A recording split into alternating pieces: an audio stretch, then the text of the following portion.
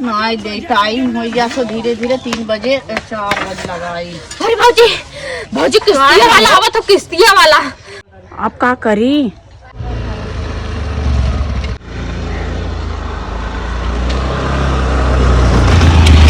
अरे हमारे भौजी तू हमके अनाथ बनाओ हमारे भौजी।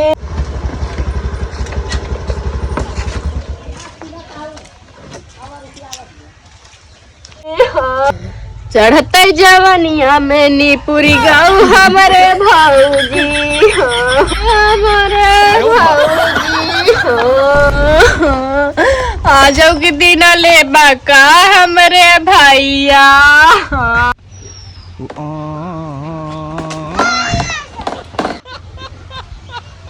गरी हाँ गई भौजी गए। हाँ गई